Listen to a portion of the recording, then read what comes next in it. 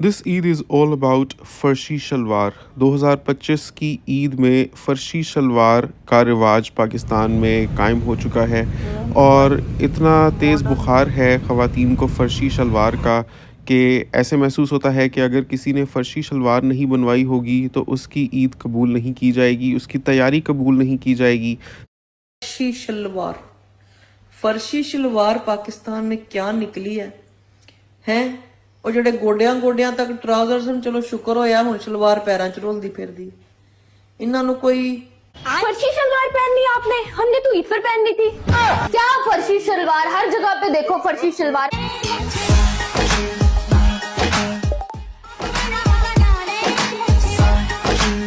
तेज़ बुखार है ख़वातीन को फ़र्शी शलवार का कि ऐसे महसूस होता है कि अगर किसी ने फ़र्शी शलवार नहीं बनवाई होगी तो उसकी ईद कबूल नहीं की जाएगी, उसकी तैयारी कबूल नहीं की जाएगी।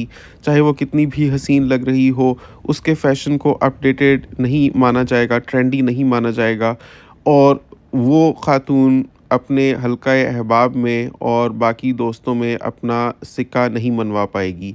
इसलिए फ़र्शी शलवार बनवाना लाज़मी है। फ़र्शी शलवार क्या होती है? फ़र्शी शलवार एक बेल बॉटम ट्राउज़र की मॉडर्न किस्म है। बेल बॉटम ट्राउज़र पिछले वक्तों में यानी 1970s में आम था। उसमें ऊपर से चुस्त पजामे की तरह एक ट्राउज़र नीचे आता था और घुटनों से नीचे वो ऐसे खुल जाता था जैसे छतरियाँ हों और वो उस वक़्त का दौर था। बेल बॉटम ट्राउज़र्स उस वक़्त ख़वातीन भी पहनती थीं, मर्द भी पहनते थे। आज के दौर में ये जो फ़र्शी शलवार चली है, ये उसी की एक जदीद किस्म है, जो ट्राउज़र की बजाय शलवार की मानंद है।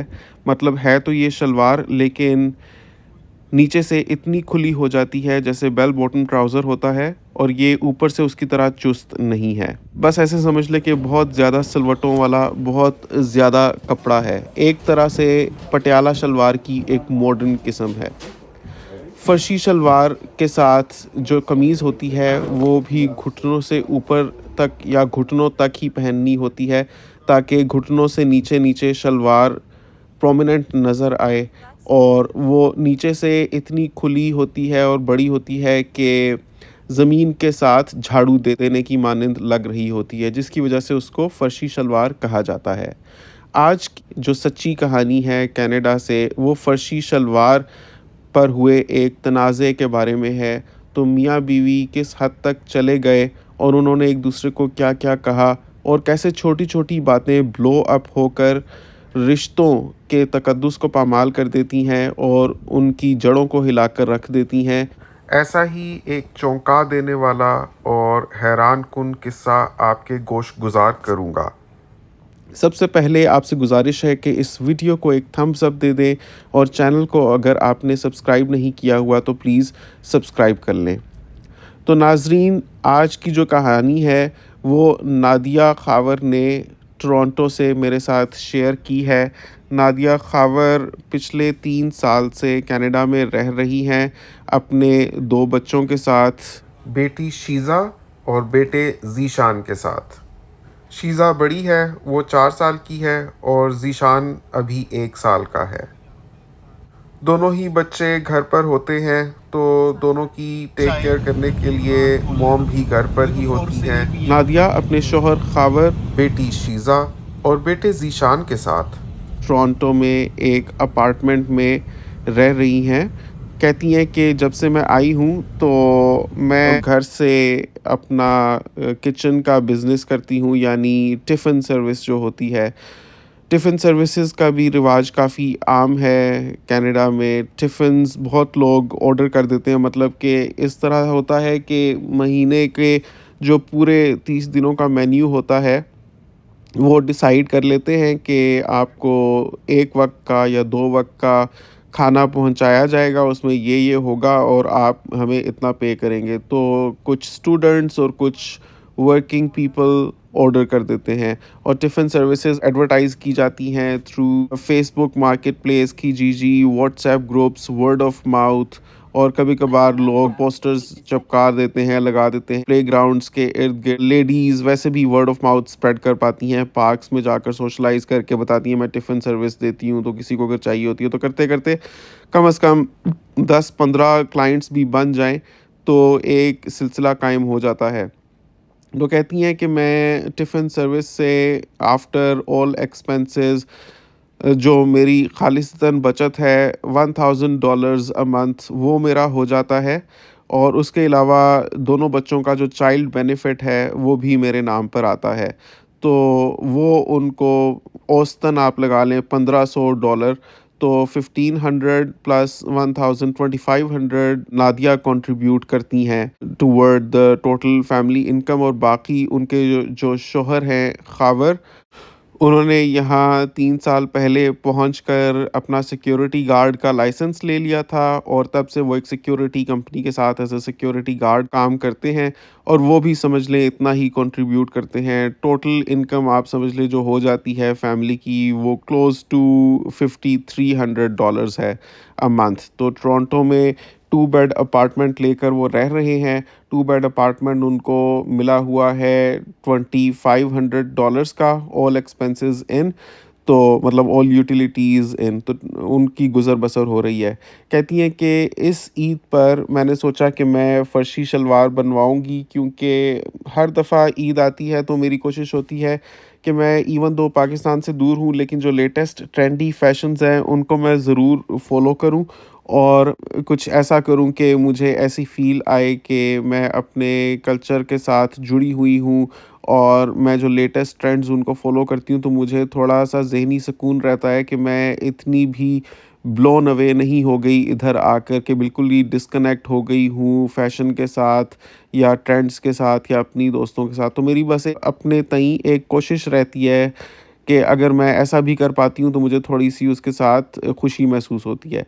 तो इस वज़ह से मैंने 6 फ़र्शी शलवार वाले जोड़े ऑनलाइन ऑर्डर कर लिए, जिसमें 3 पीस सूट थे स्टिच्ड रेडीमेड मीडियम साइज़।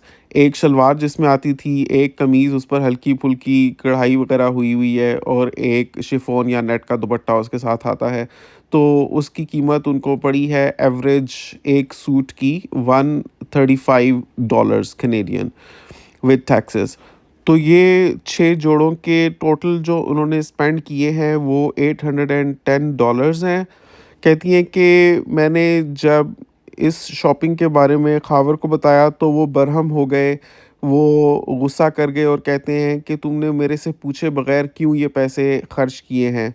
तो मैंने कहा कि क्यों मैं हक़ नहीं रखती पैसे खर्च करने का अपनी मर्ज़ी से, खाली आप ही क्यों हर चीज़ डिसाइड करेंगे कि इस घर में क्या आएगा, कौन क्या पहनेगा, हम कब कहाँ जाएँगे, हम किस तरह की अकोमोडेशन में रहेंगे, किस पर कितने पैसे खर्च होंगे, हर चीज़ का फ़ैसला आप ही सिर्फ़ क्यों करेंगे? मैं क्यों नहीं कर सकती अपनी इनफ़रादी हैसियत में? अगर मैंने अपनी मर्ज़ी के 6 जोड़े मँगवाए हैं जो मैं पूरे साल पहनूँगी और जो लेटेस्ट और ट्रेंडी हैं, तो आपको क्यों मसला हो रहा है?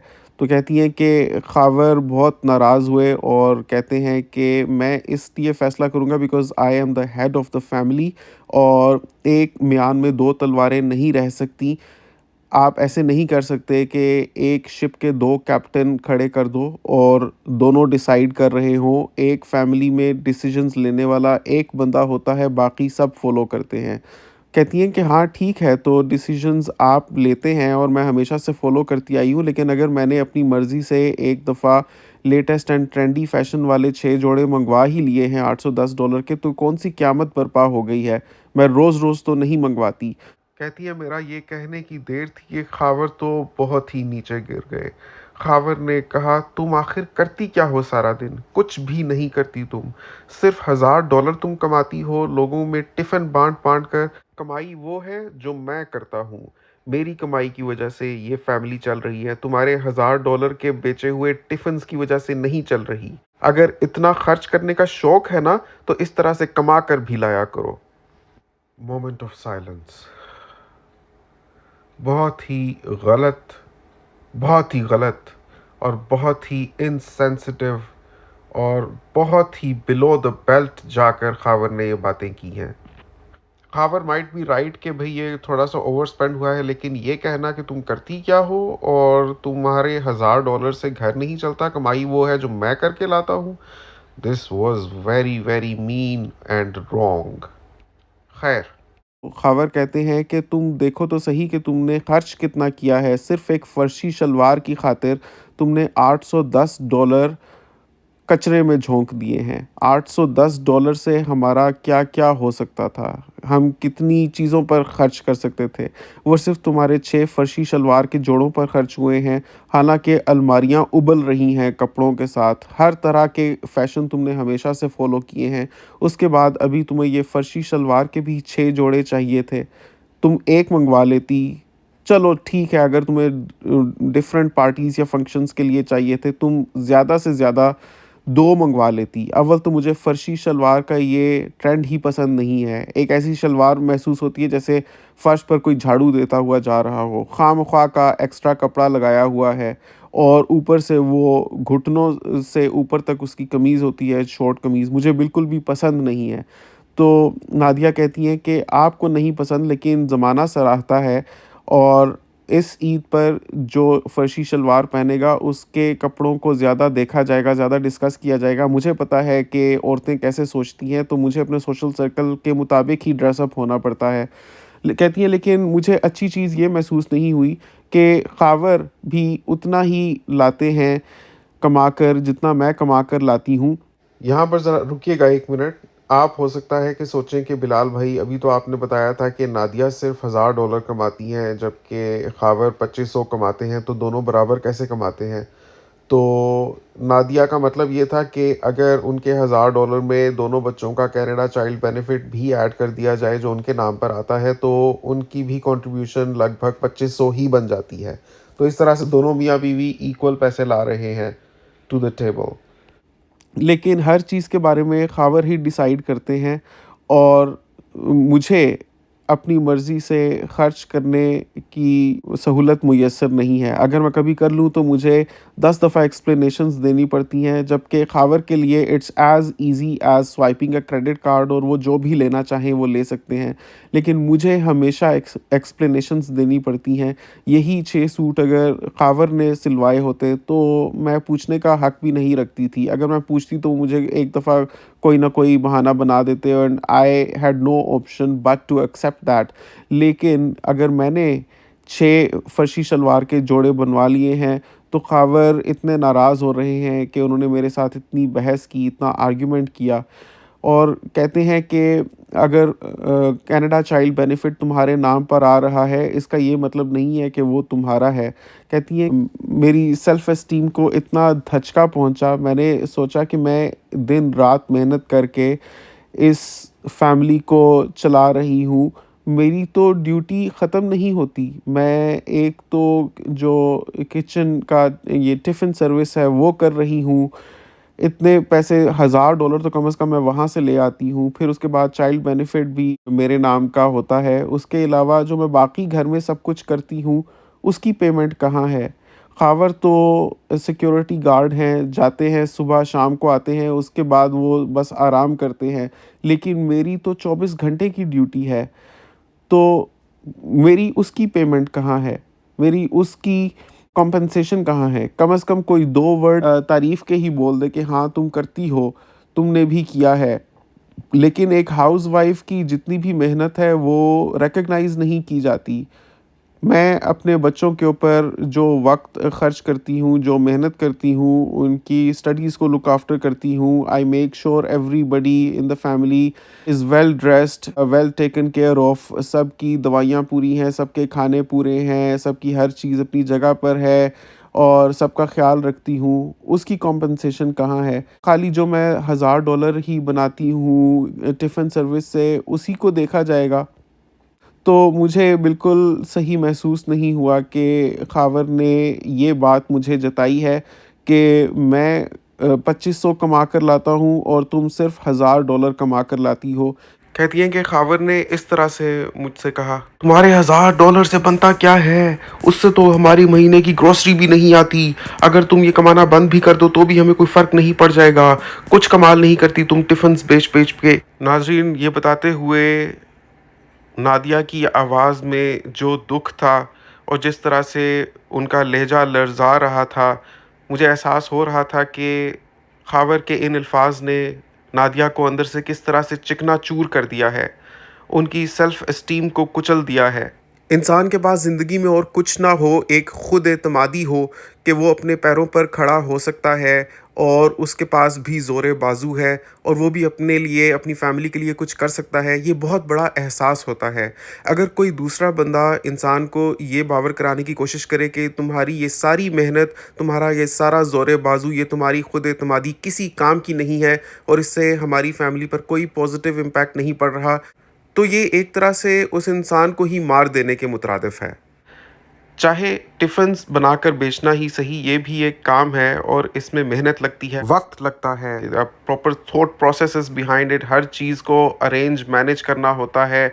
खाना गर्म हो, उसकी पैकेजिंग सही हो, वक्त पर ये क्लाइंट्स तक पहुँचे, उनको पसंद आए, ये प्रॉपर सिलसिला है। एक लड़की की पूरे महीने की मेहनत को ज़ीरो से मल्टीप्लाई करके उसके मुंह पर दे मारना और कहना कि तुम्हारे $1000 से बनता क्या है और अगर ये तुम कमाना बंद भी कर दो तो भी इससे हमारे ऊपर कोई फ़र्क नहीं पड़ेगा, is a very thankless attitude एक हस्बैंड की तरफ से। और माजरत के साथ जितने भी लोग ये बातें सुन रहे हैं, अगर आप में भी इस तरह की किसी भी नाशुक्री का मर्ज़ है और आपको लगता है कि आपकी बीवी कुछ नहीं करती, तो इवेंचुअली थिंग्स ऐड अप और उसका दिल आपसे उचाट हो जाता है।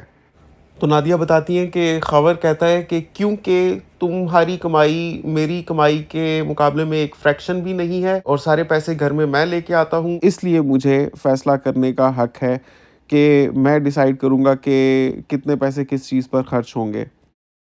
तो ये तो रहा उन लोगों का मसला। तो बात करते-करते आखिर में नादिया कहती हैं कि बिलाल भाई, अब मैं उस नहज पर पहुंच चुकी हूं कि मुझे लगता है कि मज़ीद मेरा ख़ावर के साथ गुज़ारा नहीं है।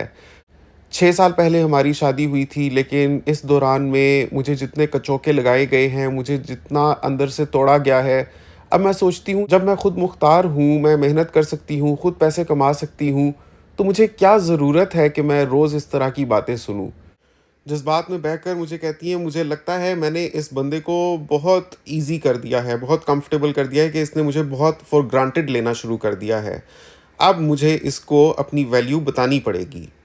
तो यहाँ पर मुझे लगा कि मुझे उनको स्टॉप करना चाहिए कि वो बहुत गलत डायरेक्शन में जा रही हैं, कि ठीक है उनका दिल टूटा है, लेकिन इसका ये मतलब नहीं है कि वो फ़ैमिली तोड़ दें। वहीं पर मैंने उनको कहा, देखें नादिया, अगर आपको मेरी बात भली लगती है या बुरी लगती है, वो मुझे नहीं पता। मुझे इससे सरोकार है कि मैं सही बात आप तक पहुंचाऊं। एक तो आपने खुद बताया कि आप एज़ अ डिपेंडेंट ख़ावर के साथ पीआर पर कनाडा आई थी, मतलब ये प्रोसेस ख़ावर ने खुद शादी से पहले से लॉन्च किया हुआ था और आपको अपनी एप्लीकेशन में एज़ अ डिपेंडेंट ऐड किया था और आप उनकी वजह से कनाडा आ पाई हैं। ठीक है, आप यहाँ पर आकर $1000 तक बना लेती हैं टिफ़िन्स सेल करके, उसके अलावा आपको कनाडा चाइल्ड बेनिफिट भी आता है, लेकिन आप कनाडा पहुँची कैसे? ये तो सारा प्रोसेस ख़ावर ने किया। उनकी ना सिर्फ ये कोशिश थी बल्कि इसमें उन्होंने फाइनेंशियली सपोर्ट किया और आपको यहाँ लेकर आए। एक नाचीज़ फ़र्शी शलवार पर शुरू हुई हल्की-फुल्की नोक-झोंक को इस हद तक ब्लो अप तो ना करें ना कि आप अपनी राहें ही जुदा कर लें। तो नाज़रीन, इस मामले को एनालाइज़ करते हैं। सबसे पहले तो मैं आपको ये बताना चाहूँगा कि पिछली वीडियो के कमेंट्स में लोगों ने कहा था कि आप लोगों के घरेलू मामलात को इस तरह पब्लिक के सामने लेकर आते हैं और उनके रिश्तेदार भी वीडियोस देखते होंगे, वो नामों से पहचान जाएँगे क्या किसकी बात की जा रही है, तो अच्छा महसूस नहीं होता। आपको चाहिए लोगों का पर्दा रखें और अगर आपको किसी को मशवरा देना है तो जिस तरह कोई आपको अप्रोच करता है थ्रू व्हाट्सएप मैसेजेस या वॉइस मैसेजेस, उसी तरह वॉइस मैसेज पर आप सिंपल उनको रिप्लाई कर दिया करें। आप वीडियो बनाकर उसकी तशहीर ना किया करें। तो नाज़रीन, एक तो मैं आपको ये बता दूं कि वीडियो बनाकर तशहीर करने का मकसद ये होता है कि बहुत से लोग रिलेट कर पाते हैं कि उनके भी उसी किस्म के मसाइल होते हैं जैसे उन अफराद के होते हैं जो मुझ तक अपने मसाइल पहुंचाते हैं। और दूसरा ये कि जब मैं मसलों को पब्लिकली बयान करता हूँ, एक तो इस अमल में उन अफराद की मर्ज़ी और रज़ा शामिल होती है जिनके वो मसाइल होते हैं और वो ख़ुद चाह रहे होते हैं कि मैं उन पर वो वीडियोस बनाऊं ताकि व्यूअर्स जो कमेंट्स करें उनसे उनको कोई गाइडेंस मिल जाए। मेरी वीडियोस के नीचे आए हुए कमेंट्स से इस्तिफ़ादा हासिल करते हैं और लोगों से उनको डायरेक्शन मिलती है और वो उनके मशवरों को अपनाते हैं। तीसरी ये चीज़ कि मैं आम तौर पर लोगों के जो नाम हैं उनको बदल दिया करता हूँ ताकि उनकी शनाख्त ना हो सके। मतलब मामला तो असल ही होता है लेकिन सिर्फ़ नाम बदल दिए जाते हैं। जैसे आज की वीडियो में अगर नादिया है तो हो सकता है कि असल में उनका नाम फ़ाखरा हो। तो इस तरह से कोई भी पहचान नहीं पाएगा। मेरा मकसद यही होता है कि अपनी वीडियोज़ के ज़रिए लोगों के मसाइल हल कर सकूँ जिस हद तक भी मुझसे मुमकिन हो। और अगर ऐसा नहीं भी होता कम से कम ऐसे ज़रूर होगा कि बहुत से लोग रिलेट कर पाते हैं उन मसाइल के साथ, तो लोगों को तसल्ली मिलती है कि वो अकेले नहीं हैं मुश्किलात में, बल्कि दूसरे लोग भी उनके साथ ही हैं। तो नाज़रीन, आज का जो मामला है उसमें हालांकि मसला तो सिर्फ़ एक फ़र्शी शलवार का ही है। यानी नादिया ने 6 फ़र्शी शलवार के जोड़े बनवा लिए तो ख़ावर को अच्छा नहीं लगा कि $810 घर के सिर्फ़ एक बंदे के ईद के कपड़ों पर ही खर्च हो गए, वो भी सिर्फ़ बेगम के। लेकिन दूसरी तरफ देखा जाए तो मैं समझता हूँ कि वैसे 6 जोड़े वाक़ई ज़्यादा हैं अगर सिर्फ़ ईद के लिए ही बनवाए गए हैं। ईद के फंक्शंस ज़्यादा से ज़्यादा 2 या 3 होते हैं। मुझे लगता है कि हद से हद 3 जोड़े बनवा लेने चाहिए थे, लेकिन that's just my 2 cents on it. Nadia ख़ुद बेहतर समझती हैं। लेकिन इस मामले से क़तई नज़र मुझे ये लगता है कि एक फ़ैमिली में वाक़ई ये नहीं किया जा सकता कि 2 बंदे डिसाइड करते हों when it comes to finances. देखें, शौहर और बीवी के अपने-अपने स्किल्स और एक्सपर्टीज़ होती हैं मुख्तलिफ़ मामलात में। सभी का अमल दखल होता है एक फ़ैमिली सिस्टम में। ज़ाहिर है दोनों के साथ ही फ़ैमिली चलती है। ऐसा होना चाहिए कि फाइनेंसेस के बारे में एक बंदा डिसाइड करे, लेकिन दूसरे से मशवरा ज़रूर लेना चाहिए और दूसरे के मशवरे की बहुत वैल्यू और कीमत होनी चाहिए।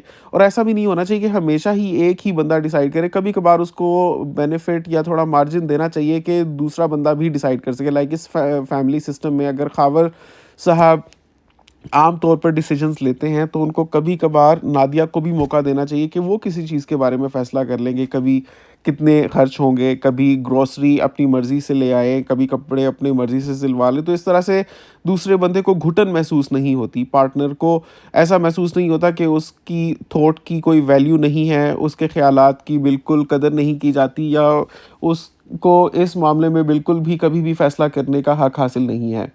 आम तौर पर एक ही बंदा फ़ैसला करे, लेकिन दूसरे को भी कभी-कभार मौका देना चाहिए। लेकिन यहाँ पर मुझे लगता है थोड़ी-सी ओवर स्पेंडिंग ज़रूर हुई है, लेकिन उसके बावजूद मुझे लगता है ख़ावर साहब को ये नहीं जताना चाहिए था कि तुम आखिर करती ही क्या हो? ये चीज़ है जो बहुत गलत है। ये चीज़ है जो दूसरे बंदे के इनर को या असल जो उसका सेल्फ है उसको कचोके लगाती है। ख़ावर के ऐसे बिहेवियर की वजह से नादिया सोच सकती है कि भई मैं सारा दिन मेहनत करती हूँ, मैं पूरी फ़ैमिली का ख़्याल रखती हूँ। ये फैमिली नहीं चल सकती अगर मैं घर पर ना होती, क्योंकि अगर देखा जाए तो इस केस में नादिया घर पर होती हैं तो एक तो वो घर से काम कर रही हैं, $1000 तो कम से कम वो बना लेती हैं टिफ़िन सर्विस से। दूसरा ये कि अगर वो भी ख़ावर की तरह बाहर जाकर काम करेंगी, फ़र्ज़ करें ठीक है, तो एक तो वो ये टिफ़िन सर्विस नहीं कर सकेंगी। हो सकता है ख़ावर साहब 2500 कमा कर लाते हैं तो ये 2200 कमा कर ले आएँ। लेकिन दूसरी तरफ इनके जो 2 बच्चे हैं शीज़ा और ज़ीशान का ख़्याल कौन रखेगा? उनको भी तो फिर डे केयर में डालना पड़ेगा। डे केयर पर भी कम से कम दोनों बच्चों के टोरंटो में रहते हुए 600 से $700 पर मंथ तो खर्च होंगे ही।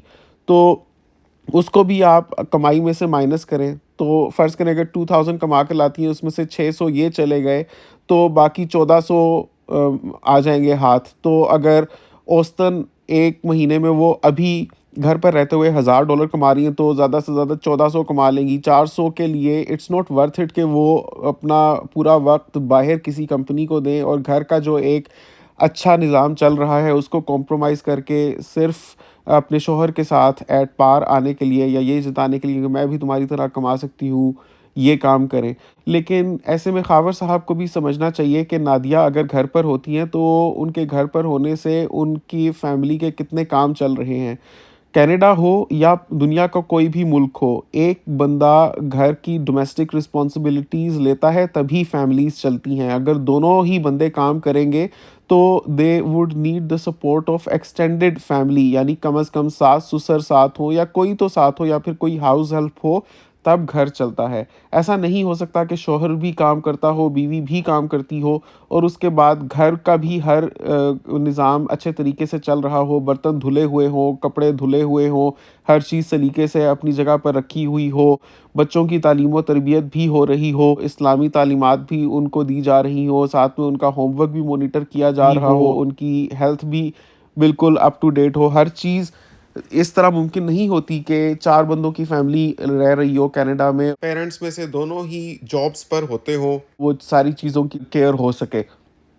तो मुझे लगता है it's a very insensitive comment for Khawar to make कि तुम आखिर करती ही क्या हो, तुम मुश्किल से $1000 तो कमाती हो, मैं क्योंकि ज़्यादा कमाता हूँ इसलिए मुझे ये हक हासिल है। मुझे लगता है खावर साहब को हक तो हासिल है फाइनेंसिस का डिसाइड करने का, लेकिन इसलिए नहीं कि वो ज़्यादा कमाते हैं बल्कि इसलिए कि he is the head of the family.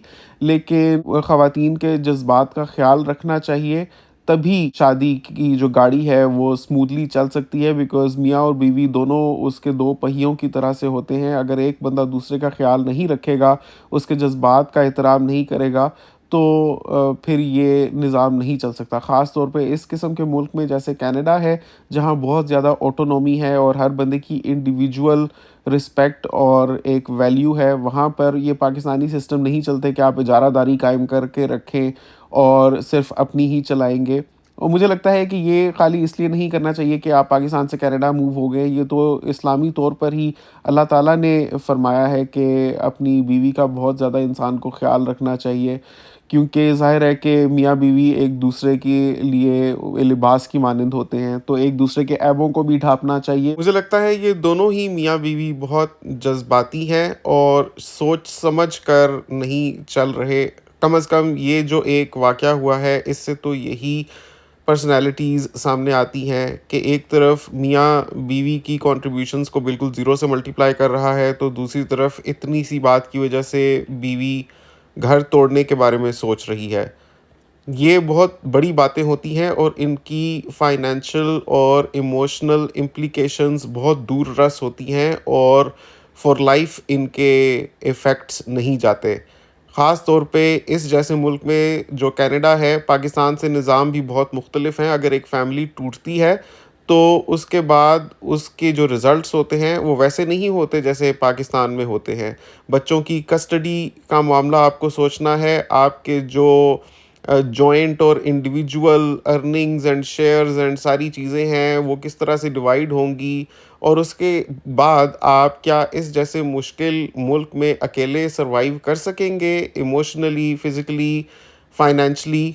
ये दोनों को आपस में सोचना चाहिए। ये बहुत ज़्यादा कॉम्प्लिकेटेड है पाकिस्तान से भी। बल्कि मैं तो ये सोचता हूँ कि अक्सर फैमिलीज़ को अपना पता होता है कि वो कितने पानी में हैं। मियाँ बीवी की अगर आपस में पाकिस्तान में नहीं बन रही, अक्सर ही नोक-झोंक रहती है, तो उन्होंने अगर कनाडा की पीआर के लिए अप्लाई किया हुआ है और अगर उनकी हो भी जाती है तब भी वो मेरे ख़्याल में पाकिस्तान में ही रहें, क्योंकि कनाडा में आकर उनके प्रॉब्लम्स 100 से मल्टीप्लाई हो जाएँगे।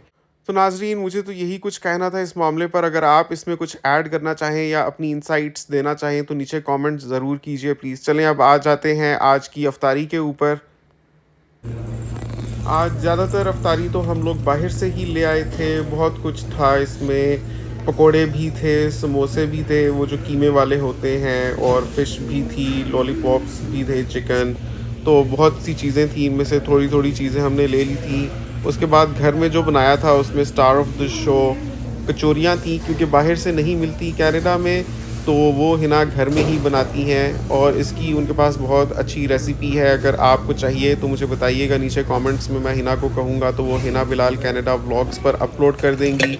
ये उन्होंने कचौरियाँ बनाई थी, इस तरह से बनाई थी कि इनकी बहुत ज़्यादा लेयर्स थी, और कचौरी की ख़ास बात यही होती है कि इसकी जो बाहर की रैपिंग होती है that should be like a puff pastry, लेकिन पफ पेस्ट्री ज़रा नरम होती है, इसकी थोड़ी सख्त लेयर्स होती हैं, लेकिन इट शुड बी लेयर्ड, वरना तो समोसा ही समझ लें कि आपने गोल शेप में बना दिया है। तो ये बहुत लेयर्स वाली कचौरियाँ थी, बहुत मज़े की थी और इसके अंदर चिकन कीमे की फिलिंग की थी और साथ में चीज़ भी डाला था। तो वो बहुत ही ज़बरदस्त था जब ये फ्राई होकर आई और हमने काटा तो इसमें इतनी ज़बरदस्त अंदर चीज़ी चिकन कीमे की फिलिंग थी। तो हमने ये खाया और अल्लाह का शुक्र अदा किया। This is yours. Mama. This is yours. Mama. तो आज की वीडियो इसी के साथ रैप अप करते हैं। उम्मीद करते हैं आपको बहुत पसंद आई होगी। नीचे कमेंट्स में अपनी राय का इज़हार ज़रूर कीजिएगा। आपसे मुलाकात होती है इंशाल्लाह अगली वीडियो में। तब तक के लिए अपना बहुत ख़्याल रखिएगा। अल्लाह हाफ़िज़।